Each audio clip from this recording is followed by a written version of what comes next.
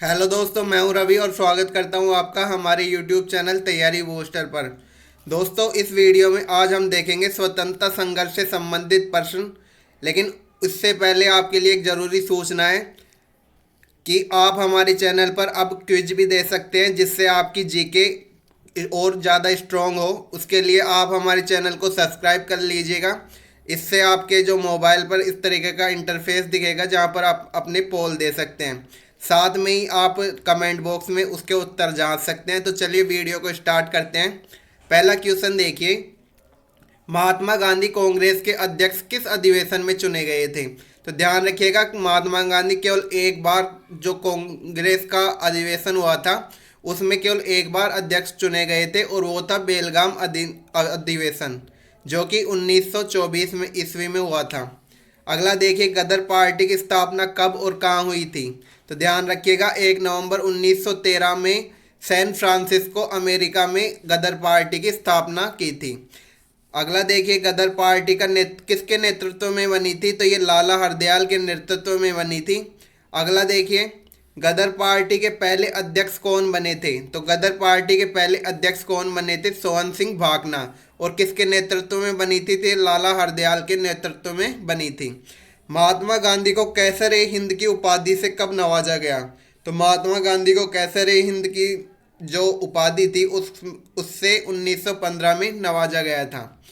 अगला क्वेश्चन देखिए, किस अधिवेशन में कांग्रेस के गरम दल और नरम दल जो था उसमें एकता हो गई थी?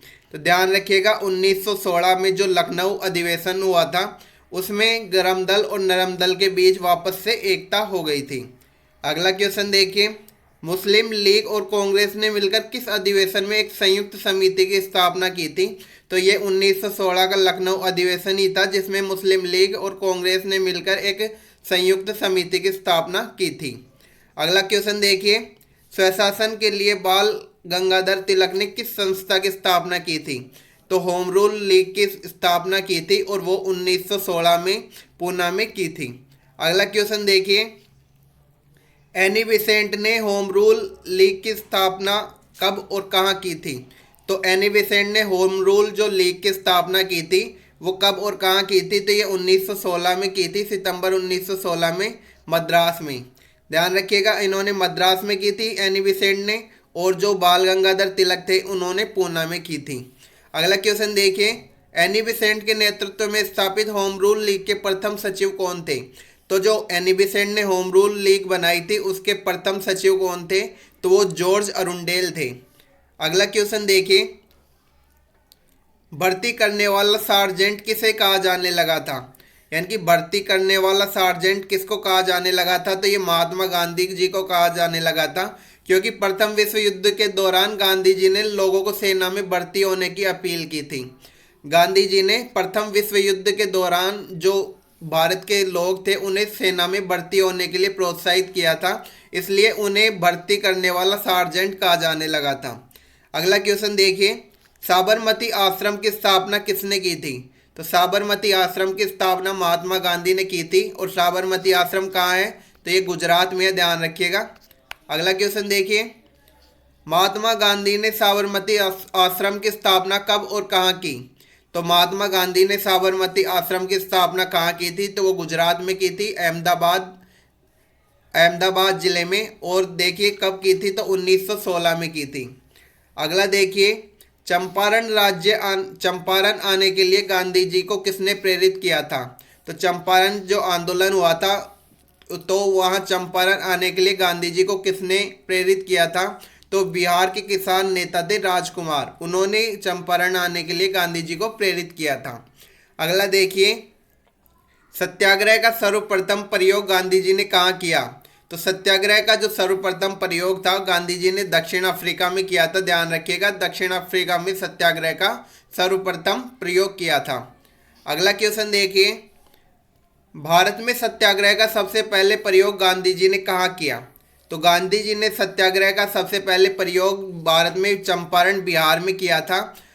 अगला क्वेश्चन देखिए, चंपारण का आंदोलन कब हुआ था? तो ये 1917 में चंपारण का आंदोलन हुआ था। अगला क्वेश्चन देखिए, चंपारण विद्रोह के कारण अंग्रेजों को कौन सी प्रथा समाप्त करनी पड़ी थी। यह क्वेश्चन इस तरीके से भी आ सकता है कि चंपारण विद्रोह का कारण क्या था, तो ये 3 कठिया प्रथा थी। अगला क्वेश्चन देखिए, महात्मा गांधी ने पहली बार भूख हड़ताल किसके समर्थन में की थी।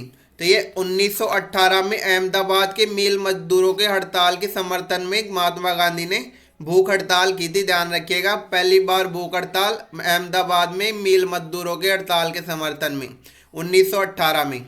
1918 ईस्वी में महात्मा गांधी ने गुजरात के खेड़ा जिले में कौन सा आंदोलन चलाया था। तो गुजरात का जो खेड़ा जिला था वहाँ महात्मा गांधी ने कौन सा आंदोलन चलाया था। तो ध्यान रखिएगा, करनई आंदोलन चलाया गया था गुजरात के खेड़ा जिले में। अगला क्वेश्चन देखते हैं, रॉलेट एक्ट कब पारित किया गया। फेमस क्वेश्चन है, कई बार एग्जाम में रिपीट हो चुका है। रॉलेट एक्ट कब पारित किया गया था, तो ये 19 मार्च 1919 ईस्वी में पारित किया गया था। अगला देखिए, रॉलेट एक्ट क्या था। तो रॉलेट एक्ट क्या था इसके बारे में पूछ सकता है। तो ये एक ऐसा कानून था जिसके अंतर्गत किसी भी संदेहास्पद व्यक्ति को बिना मुकदमा चलाए गिरफ्तार किया जा सकता था और उसके खिलाफ न कोई अपील की जा सकती थी, न कोई दलील और न कोई वकील किया जा सकता था। यानी कि इसे काला कानून भी कहा गया था, ध्यान रखिएगा। अगला देखिए, गांधी जी ने रॉलेट एक्ट के विरोध में देशव्यापी हड़ताल कब शुरू की थी। तो ये 6 अप्रैल 1919 को रॉलेट एक्ट के विरोध में गांधी जी ने देशव्यापी हड़ताल बुलाई थी। अगला देखिए, क्वेश्चन नंबर 24, जलियांवाला बाग हत्याकांड कब हुआ था। फेमस क्वेश्चन है, 13 अप्रैल 1919 को। अगला देखिए, जलियांवाला बाग हत्याकांड कहाँ हुआ था। तो ये अमृतसर में हुआ था, पंजाब में। जलियांवाला बाग हत्याकांड का नेतृत्व करने वाला जो जनरल था वो कौन था। तो जनरल डायर था जलियांवाला बाग हत्याकांड का नेतृत्व करने वाला। अगला क्वेश्चन देखिए, जलियांवाला बाग हत्याकांड के पीछे की वजह क्या थी। तो जलियांवाला बाग हत्याकांड के पीछे की वजह क्या थी। तो ध्यान रखिएगा, जलियांवाला बाग हत्याकांड के पीछे की वजह डॉक्टर सतपाल और सैफुद्दीन किचलू की गिरफ्तारी के विरोध में जनसभा हो रही थी, उस पर जनरल डायर ने गोलियां चला दी थी। ध्यान रखिएगा, ये 2 नाम डॉक्टर सतपाल और सैफुद्दीन किचलू, तो इनकी गिरफ्तारी के विरोध में यहाँ पर जनसभा हो रही थी अमृतसर में। अगला देखिए, जलियांवाला बाग हत्याकांड में कितने लोगों की मौत हुई थी। तो जलियांवाला बाग हत्याकांड की जो सरकारी रिपोर्ट थी उसमें 379 लोगों के बारे में बताया जाता है, किंतु कांग्रेस समिति की जो कांग्रेस द्वारा बनाई हुई समिति थी उसके अनुसार लगभग 1000 लोग मारे गए थे। अगला देखिए, जलियांवाला बाग हत्याकांड में किस भारतीय ने जनरल डायर का सहयोग किया था। तो जनरल डायर का सहयोग करने वाला भारतीय कौन था। तो वो हंसराज था, जिसने भारत के साथ गद्दारी की थी और जलियांवाला बाग हत्याकांड में जनरल डायर का सहयोग किया था। अगला क्वेश्चन देखिए, किसने जलियांवाला बाग हत्याकांड के विरोध में वायसराय की कार्यकारिणी परिषद की सदस्यता से इस्तीफा दे दिया था। तो जो वायसराय की कार्यकारिणी परिषद थी उसकी सदस्यता से इस्तीफा किसने दिया था। तो वो शंकरन नायर थे जिन्होंने इस्तीफा दिया था। अगला क्वेश्चन देखिए, किसकी अध्यक्षता में ब्रिटिश सरकार ने जलियांवाला बाग हत्याकांड की 8 सदस्यीय जांच गठित की थी।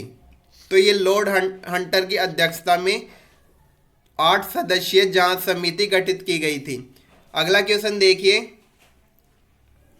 जिस जांच समिति का गठन ब्रिटिश सरकार ने किया उसमें कितने भारतीय सदस्य थे। तो जो ब्रिटिश सरकार ने समिति गठित की थी उसमें कितने भारतीय थे। तो ध्यान रखिएगा, उसमें 3 भारतीय थे। अगला क्वेश्चन देखिए, कांग्रेस ने किसके नेतृत्व में जलियांवाला बाग हत्याकांड की जांच के लिए जो समिति थी या आयोग था वो गठित किया था। तो ये मदन मोहन मालवीय के नेतृत्व में गठित किया गया था और इस आयोग के अन्य सदस्य मोतीलाल नेहरू और गांधी जी भी थे। ये सारे क्वेश्चन आपको ल्यूसेंट में मिलेंगे। अगला क्वेश्चन देखिए, जलियांवाला बाग किस व्यक्ति की संपत्ति थी। तो ध्यान रखिएगा, ये जल्ली नाम के व्यक्ति की संपत्ति थी। अगला क्वेश्चन देखिए, खिलाफत आंदोलन किसके खिलाफ शुरू किया गया था। तो खिलाफत आंदोलन जो था वो मित्र राष्ट्रों के खिलाफ, जो मित्र राष्ट्र थे उनके खिलाफ शुरू किया गया था और उसमें भी विशेषकर ब्रिटेन के खिलाफ, क्योंकि भारत पर ब्रिटेन का शासन था। अगला क्वेश्चन देखिए, खिलाफत आंदोलन किसके समर्थन में किया गया था? तो खिलाफत आंदोलन किसके समर्थन में किया गया था? तो ये टर्की के खलीफा के समर्थन में भारतीय मुसलमानों का आंदोलन था। भारतीय मुसलमानों का टर्की के खलीफा के समर्थन में आंदोलन था खिलाफत आंदोलन। अगला देखिए, पूरे देश में खिलाफत आंदोलन कब मनाया गया था? तो ये 19 अक्टूबर 1919 को मनाया गया था। ध्यान रखिएगा, रॉलेट एक्ट कब मनाया गया था? तो ये 19 मार्च 1919 को मनाया गया था। अगला क्वेश्चन देखिए, हिंदू और मुसलमानों की संयुक्त कॉन्फ्रेंस की अध्यक्षता महात्मा गांधी ने कब की थी? तो ये 23 नवंबर 1919 को की थी। असहयोग आंदोलन कब शुरू किया गया था? तो ये 1920 में शुरू किया गया था असहयोग आंदोलन। और ध्यान रखिएगा, सविनय अवज्ञा आंदोलन 1930 में चालू किया गया था। 1930